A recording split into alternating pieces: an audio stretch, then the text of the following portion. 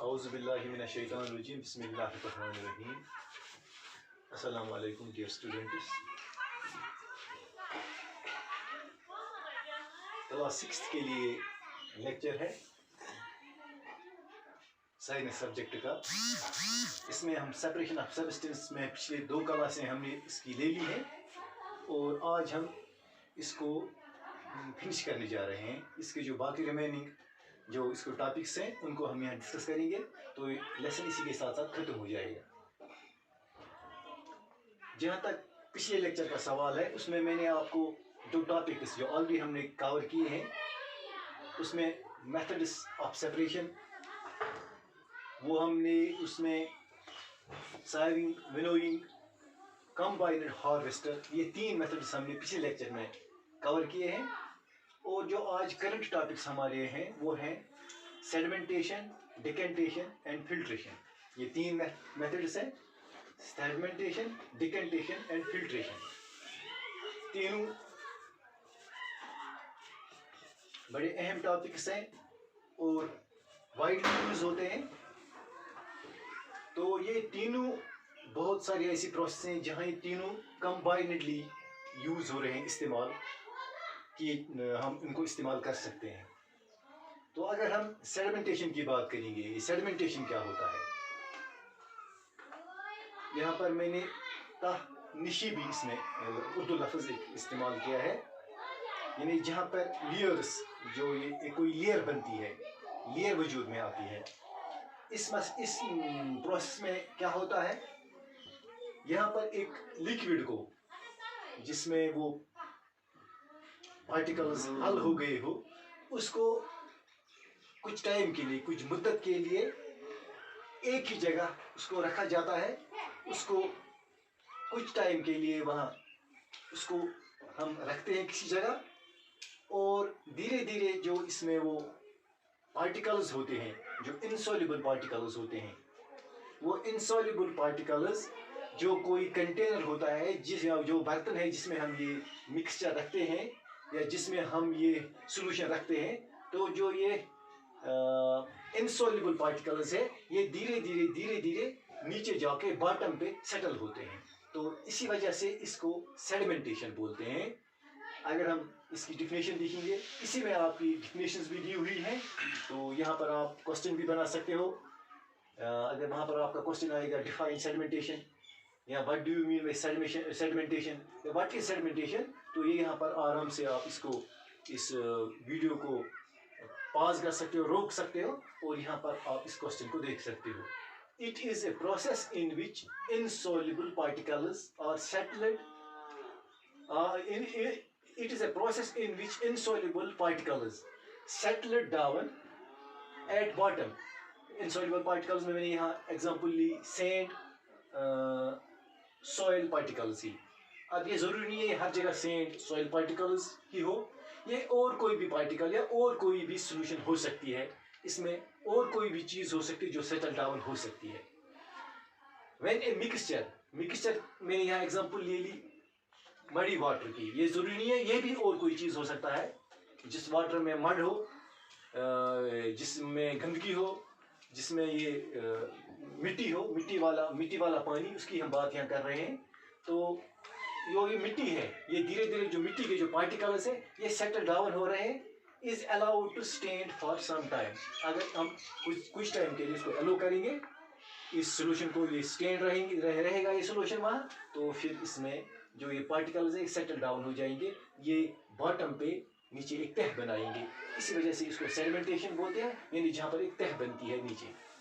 तो इसके बाद डेकेंटेशन, उर्दू में हम इसको निथारने का अमल या निथारने का फेल कहते हैं।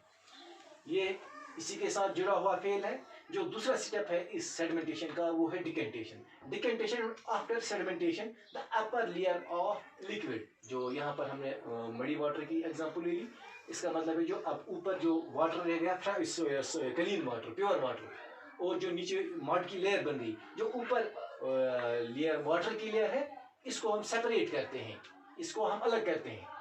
After sedimentation the upper layer of liquid that is water, जो हम यहाँ पर example, is slowly poured and insoluble particles are separated as per need. जो इनसॉल्युबल पार्टिकल्स है उनको अलग अलग किया जाता है, उनको अलग किया जाता है। अगर वो यूजफुल है तो इसको अपनी यूज के हिसाब से इस्तेमाल करते हैं, अगर यूजफुल नहीं है, बड़ी वाटर है, तो जो हमें ज़रूरत नहीं है, वो यूजलेस है, तो हम उनको अलग करते हैं और फेंक देते हैं।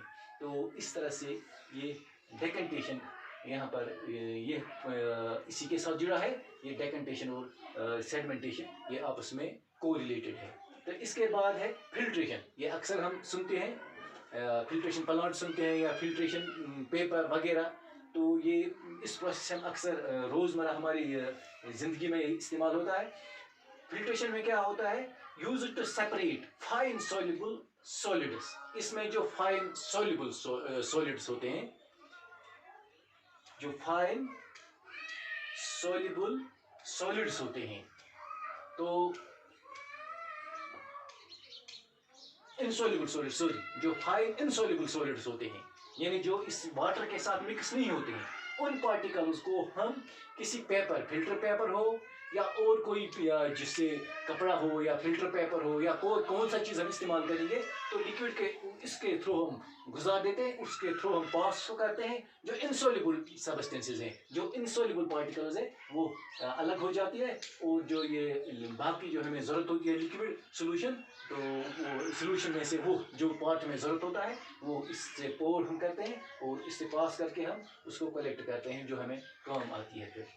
तो यहाँ पर और दो चीज़ें हैं जो सेपरेट करते हैं सब्सटेंसेस को। इसको इवापोरेशन बोलते हैं। तो इवापोरेशन में ये एक आम सा प्रोसेस है। इवापोरेशन में वेपर्स यूं ही हम इस्तेमाल करते हैं, ये भाप को बोलते हैं। जो पानी जब लिक्विड, जो कोई लिक्विड सॉलिड लिक्विड स्टेट से वो गैसियस स्टेट में चेंज हो जाता है, तो वो उनको हम ये वेपर्स बोलते हैं। इस इवापोरेशन में एक लिक्विड को हम एक गैसियस फॉर्म में या वेपर्स में चेंज करते हैं। तो यह प्रोसेस जो डिस्टिल्ड वाटर है उसका एक हिस्सा ये है, मतलब उसका एक हिस्सा ये। यहाँ पर पहले वाटर को इवापोरेट किया जाता है, उसके वेपर्स बनाए जाते हैं, फिर जो उन वापर वेपर्स को यहाँ फिर वापस हम रिवर्स में फिर उनको कंडेंसेशन के प्रोसेस थ्रू लाते हैं। तो वो वाटर वेपर्स जो हमारे पास जो वाटर कलेक्ट होता है वो प्योर वाटर होता है, जो हम इधर जो ग्लूकोज वगैरह है, ग्लूकोज की बोतलें होती है ड्रिप्स में जो इस्तेमाल की जाती हैं, जो इंजेक्शंस हैं उनके लिए जो वाटर होता है डिस्टिल्ड वाटर, ये वही वाटर होता है। तो कंडेंसेशन भी यही होगा, कंडेंसेशन इसका रिवर्स प्रोसेस है। और यहाँ पर इवापोरेशन में ये जो लिक्विड है ये वाटर से वेपर में चेंज हो जाता है, और कंडेंसेशन में जो वेपर्स है वो कूल डाउन होकर वापस फिर वाटर इसको बनता है। तो ये इस प्रोसेस के थ्रू, इसी कंडेंसेशन और इवापोरेशन प्रोसेस के थ्रू जो हम अक्सर सॉल्ट क्रिस्टल्स जो हम यूज करते हैं अपने घरों में, वो इसी प्रोसेस के थ्रू आता है। समंदरों से पानी कलेक्ट किया जाता है, कलेक्ट करके उनको पिट्स में रखा जाता है, फिर इसको इवापोरेट, फिर वहाँ पर इवापोरेशन होती है, और जो वो मटेरियल है वो वहाँ पर कलेक्ट किया जाता है। तो उसको फिर फैक्ट्रीज में बेचकर, इंडस्ट्रीज में बेचकर वहाँ प्यूरिफाई किया जाता है, और वो हमारे सामने नमक की सूरत में, या हम कह सकते हैं उसको सोडियम क्लोराइड, साइंटिफिक नेम उसको सोडियम क्लोराइड कहते हैं, उस सूरत में हमारे सामने मौजूद होता है। तो हम इसको इस्तेमाल करते हैं। यहाँ पर दो छोटी छोटी और दो टॉपिक्स लिए गए, छोटे छोटे दो टॉपिक्स लिए गए। सैचुरेटेड सोल्यूशन, अनसैचुरेटेड सोल्यूशन क्या होता है। Saturated solution, when a solution have enough solid particles dissolved in it and do not allow more particles to be mixed or to be dissolved। अब किसी सॉल्यूशन में जब enough particles होते हैं जो इसमें हल हो गई हो, और इसमें अब ये ताकत नहीं रही है उस सॉल्यूशन में, उस जो इसमें वो लिक्विड है कि वो अपने अंदर और किसी पार्टिकल को डिसॉल्व करे, तो इसको हम सैचुरेटेड सॉल्यूशन बोलते हैं। और इनसैचुरेटेड सॉल्यूशन इसका वाइस वर्सा केस है, इसका रिवर्स केस है। अनसैचुरेटेड सॉल्यूशन में यदि इस लिक्विड में ये ताकत होती है, उसमें हम और पार्टिकल्स ऐड करके वो इसमें सॉल्व हो सकते हैं। Thank you very much.